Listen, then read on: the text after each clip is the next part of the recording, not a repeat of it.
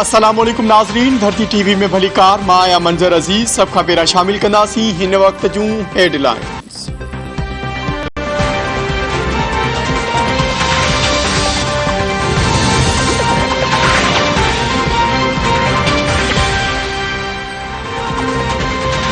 हुकूमत जो foreign funding case जो फैसलो तुर्त बुधाइण जो मुतालबो। फॉरेन फंडिंग केस जो फैसलो बुधाइण में देर समझ खां ॿाहिरि आहे। केस जो फैसलो महफूज आहे। इलेक्शन कमीशन के फैसलो बुधाइण में कहिड़ी रंडक आहे। केस में 70 करोड़ डॉलरनि खां वधीक रक़म जी ख़बर पई आहे। घरू वज़ीर राणा सनावला जी प्रेस कॉन्फ्रेंस चयाईं साबित थी चुको आहे त पीटीआई खे 350 गैर मुल्की माण्हुनि ऐं कंपनियुनि फंडिंग कई। पीटीआई उन केस मां बचण लाइ 9 दरख़्वास्तूं दाख़िल कयूं आहिनि। पीडीएम जो सरबराही इजलास अॼु थी रहियो आहे। मौलाना फजलुर रहमान पीडीएम जे सरबराही इजलास की सदारत कंदो। इजलास में पीडीएम में शामिल पार्टियुनि जा सरबराह शिरकत कंदा। सुप्रीम कोर्ट जे फैसले ऐं सियासी सूरत हाल ते सलाह मशवरा कया वेंदा। पंजाब में हुकूमती तब्दीली खां पोइ जी हिकमत अमली ते गौर कयो वेंदो। मुल्क में बरसातुनि खां पोइ पैदा थियल सूरत हाल बाबति वज़ीर आज़म शहबाज शरीफ की सदारत हेठि आला सतही इजलास। वफ़ाक़ी वज़ीर, सेक्रेटरीज़ ऐं ॿिया शरीक। सिंध के वॾे वज़ीर सैयद मुराद अली शाह वीडियो लिंक ज़रिए इजलास में शिरकत कई।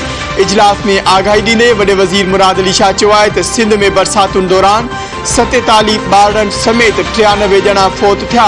सिंध अंदरि जुलाई दौरान बरसातुनि जो सिलसिलो शुरू थियो। सूबे में चौमासी जी सीज़न में 48.3 मिलीमीटर बरसात थी।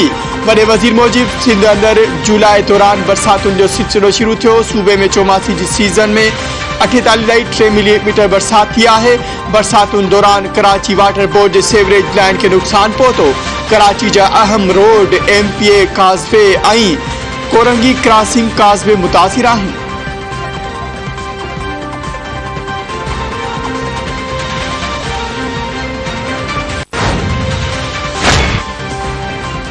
मौसमियाती तब्दीली सबब मुल्क बोर्ड वारी सूरत हाल के मुंह ॾे पियो। सिंध समाज वफ़ाक़ी वज़ीर मरियम औरंगज़ेब चयो आहे त मौसमियाती तब्दीली सबब हर साल वधीक बरसातूं पवन थियूं। बलोचिस्तान में बोर्ड वारी सूरत हाल सबब माण्हू फौत थिया। अॼु मुल्क बोर्ड वारी सूरत हाल जे वर चढ़ियल आहे।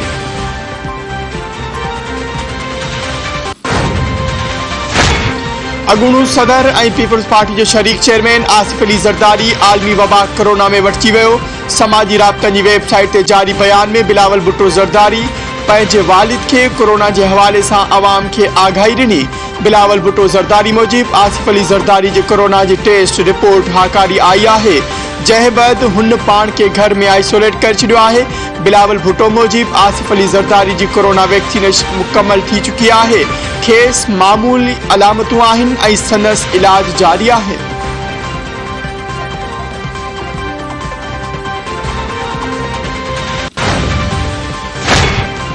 डॉलर की ओचिती उॾाम जारी। डॉलर मुल्की तारीख़ की बुलंद तरीन सतह ते पहुची वियो।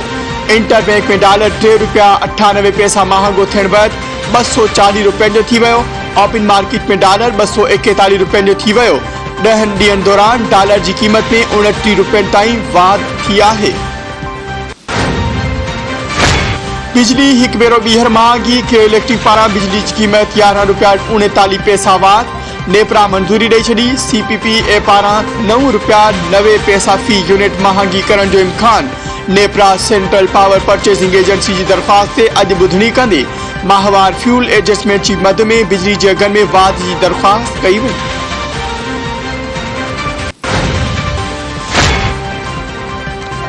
सिंध सरकार सिंध में गैर कानूनी तौर तरसल अफगान पनाहगीरन के निकाली ॾियण जो ऐलान करे छॾियो। सूबाई वज़ीर नासिर शाह चयो आहे त ॾोहनि में मुलविस अफगान पनाहगीरन के कानून मूजिब सज़ा मिलंदी। ॾोहनि में मुलविस अफगानिन के सज़ा बैदि संदन मुल्क वापस मोकिलियो वेंदो।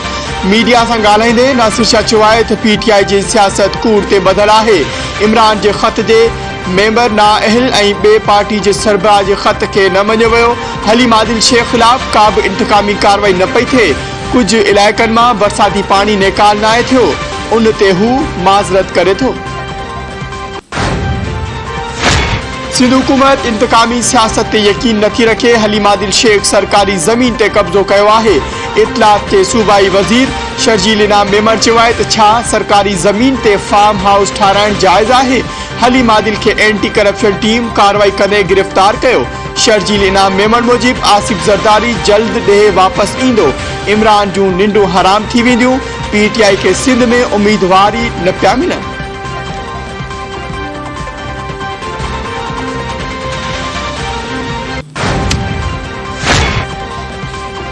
सुप्रीम कोर्ट में आर्टिकल 63A जी तशरीह बाबत नज़रसानी दरख्वास्त रजिस्ट्रार आफिस एतराज़ लगाए वापस करे छड़ी। रजिस्ट्रार आफिस दरख्वास्त ते एतराज़ वारी ने चयो आहे त आर्टिकल 63A जी तशरीह बाबत फैसले ते नज़रसानी दरख्वास्त ॿुधण जोगी नाहे। आर्टिकल 63A जी तशरीह बाबत रेफरेंस सदर पाण उमाणियो हो। कंहिं बि आर्टिकल जी तशरीह वारो मामलो सुप्रीम कोर्ट में सदर विच में हूंदो आहे।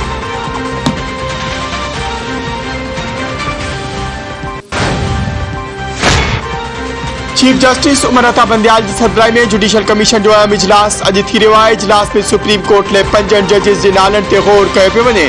ज़रियन मूजिब लाहौर हाई कोर्ट के जस्टिस शाहिद वहीद के सुप्रीम कोर्ट जो जज बणाइण ते गौर कयो पियो वञे। पेशावर हाई कोर्ट के जज जस्टिस कैसर रशीद खान के सुप्रीम कोर्ट जो जज बणाइण ते भी वीचार वंडियो पियो वञे।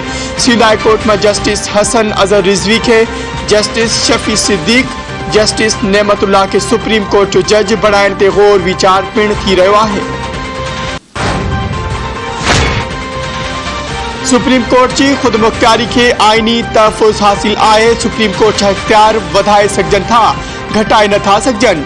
अॻूणे वफ़ाक़ी वज़ीर शेख रशीद चयो आहे त सुप्रीम कोर्ट के अदलिया जो कातिल चयो वियो। सुप्रीम कोर्ट के खीसे जे घड़ी या हथ जी लठ बणाए नथो सघिजे। पंजाब जो सियासी किचरो गटर में उछलियो वेंदो।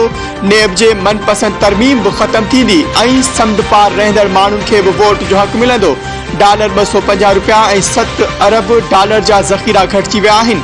मुल्की मिल्कियतूं विकिणण खां अॻु संदन खेल ख़त्म थी वेंदो। चूंडूं अक्टूबर या नवंबर में थींदियूं।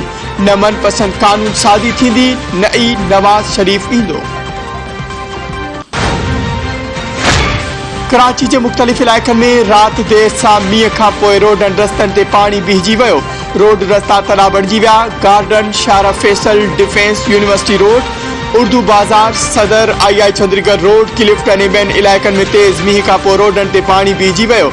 सिंध असेंबली जो रोड पाणी में ॿुॾी वियो। Sindh high court, Sindh secretariat, Burns road, Abdullah Haroon road ऐं उर्दू बाजार जूं घिटियूं पाणी में ॿुॾी वियूं। मौसमियात खाते ईंदड़ कुछ ॾींहनि लाइ हल्के मींहं जो इम्कान ज़ाहिर करे छॾियो।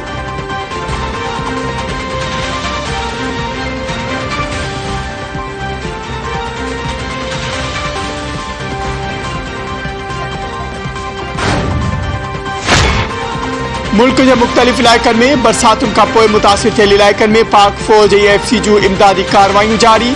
ISPR मूजिब पाक फ़ौज ऐं FC बरसात मुतासिर इलाइक़नि में इमदादी सरगर्मियुनि में रुधल आहे। मुतासिर इलाइक़नि में पाक फ़ौज ऐं FC सिविल इंतज़ामिया जी मदद करे पई। 2 हेलीकॉप्टर ख़राब मौसम सबब मुतासिर इलाइक़नि ॾांहुं रवाना न थी सघिया।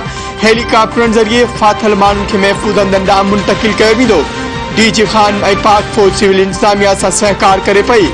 मुतासिर इलाइक़नि में तिबी इमदाद लाइ 2 मेडिकल कैंप्स लगाई वयूं आहिनि। जाम शोरे ऐं घारे में भी पाक फ़ौज जूं इमदादी सरगर्मियूं जारी। कराची में पानी निकाल लाइ पाक फ़ौज मदद करे रही आहे। शंघाई ताउन तंजीम SCO जी पड़ी वज़ीर जो इजलास अज ताशकंद में थी रहियो आहे। पाकिस्तानी वफ़द की क़यादत पड़ी मामलन वारो वज़ीर बिलावल भुट्टो ज़रदारी कंदो। इलाइक़ाई सूरत हाल ते गौर वीचार कयो वेंदो।